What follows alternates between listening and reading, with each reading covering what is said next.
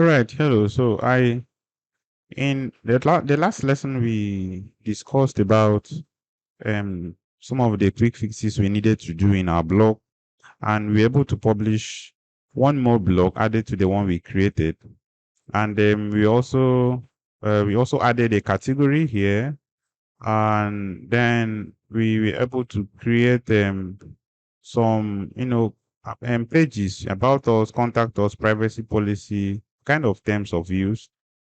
All right, so a quick recap of what we've been doing so far. We're able to create all this, and then we're able to remove some of this thing called the widgets at the sidebar here. And also we talked about the comments and how to manage comments, moderating comments, by approving and disapproving comments. All right.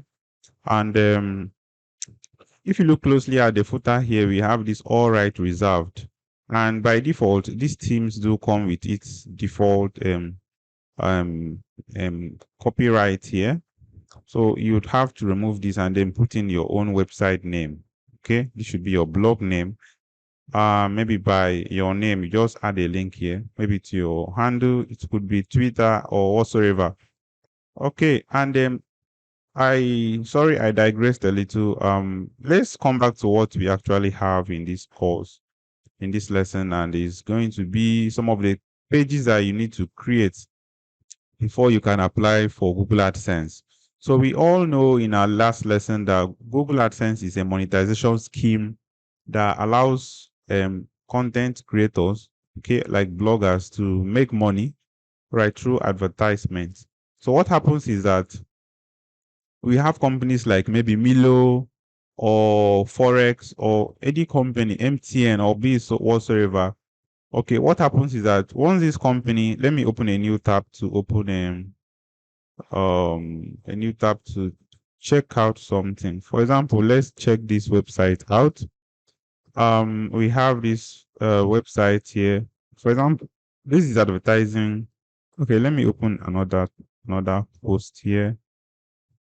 Let me open another blog post. We have this free ChatGPT browser extension. I think the name of the company should be Cider or Cedar, be whatsoever. And then we also have this Alibaba. I think we also have this from here. Okay. We have some other ads here. So what happens is that these companies, let's use this ad here by Alibaba. So what is Alibaba? What they do is that they will have to send these ads to Google, and then Google from here will then place these ads on advertisers, like on this blog.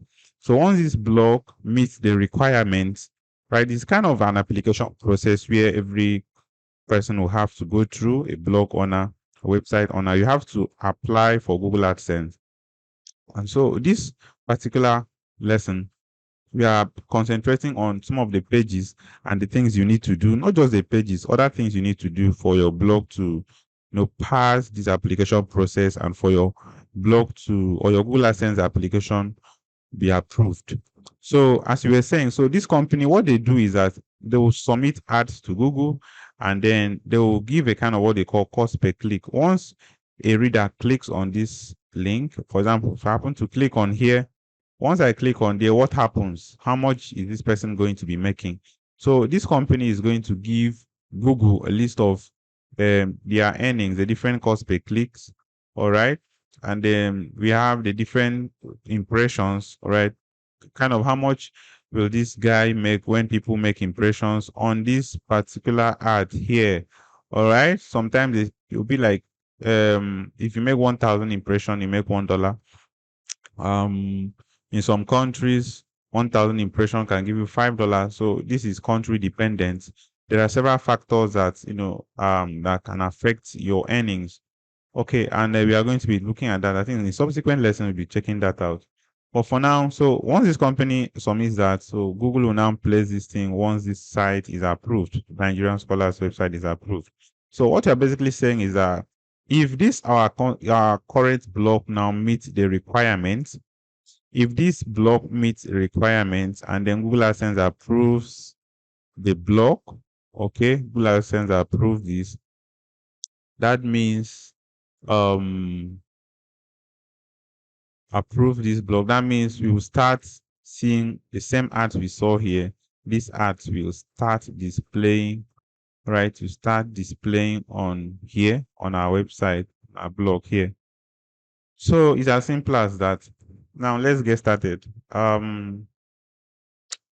So the first thing that you have to, the first one of the things you have to do is for you to make sure that we have these pages: about us page, contact us page, privacy policy, and also terms of use page. So these 4 pages have to be in place. Okay, 1, 2, 3, 4.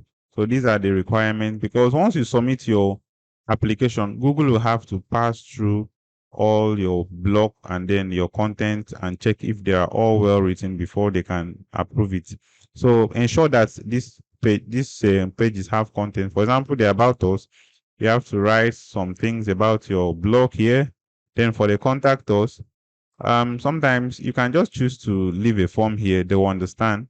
But in other ways, you can always add some other information here. To contact us, please visit our social office. If you have a physical address or a phone number or an email address, you can just write up some stuff here before putting down the form. So these are all content. Even the form also is content. Please don't leave any page empty. Then for the privacy policy, I also explained in our last lesson how to source for this privacy policy here and then populate the content here.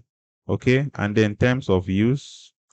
Um, terms of use is not actually necessary for Google to approve your content, your blog, right? So about us, contact us, privacy policy. I think there is another one page that Google requires that we have to get. But if when I remember, I'll put it down. But I think the 3 pages here, these are the most important pages, these 3 pages for now. So take note of that. So once you populate this content, the next thing you have to do is that when you are writing your blog content, please ensure that you write content that are unique. All right. Google loves unique content. No mindless liftings and hijacking content from platforms and then pasting it anyhow. Google will suspect you. Okay, they use artificial intelligence to scan through your blog, and once they see that they are full of pirated content or copyrighted content, your blog will not be approved. So please take note of this. Okay, and then they should be well written, they should be unique.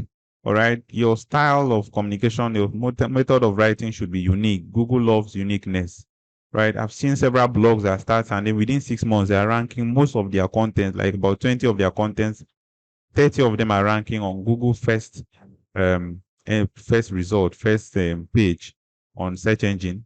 So anything you are just writing within that niche, or you are searching for any query you are putting down on Google, putting up the Google will bring out this guy's blog, and he's really doing. How did he do that? He had to start from the fundamentals by writing unique content.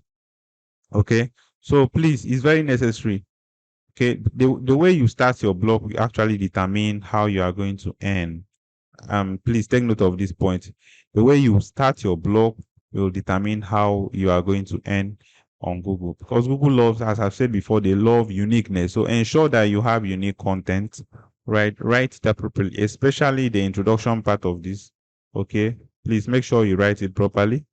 And even if you have to copy and paste, because obviously we do a lot of copying and pasting right here, but you have to be very wise when you are doing that, and you have to be very smart. Majority of the people that have majority of these bloggers, they don't write content from scratch.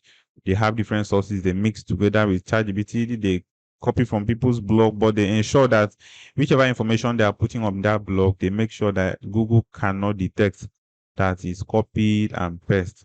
Like me, I've copied content and I've pasted and I see rank very well. It just depends on how you do it, right? Maybe it can be changing here to H2 tag, right? The headings, they're changing the heading tags here and maybe increasing some of these, in italicizing, bolding some of them. And you just know, like there are many things you have to just work your way out and then you get certain results. So please take note of that. Unique content, then these pages you are creating.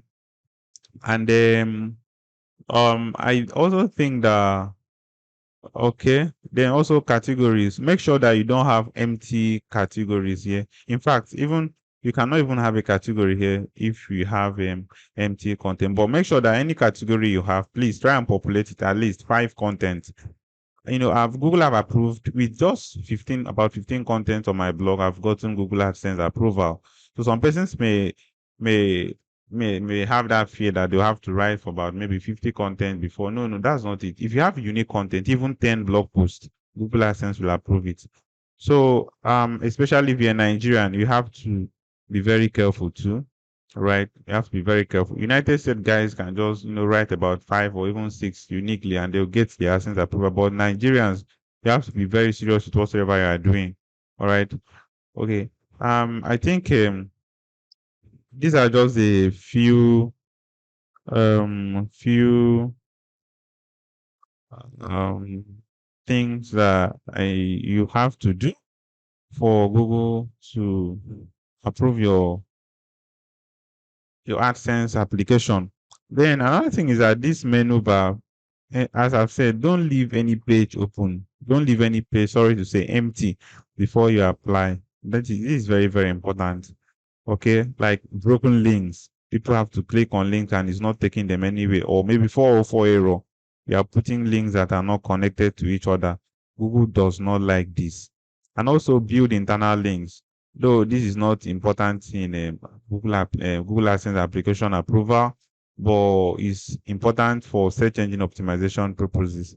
So I think with this I'll be ending the lesson, and I hope to see you in the next lesson.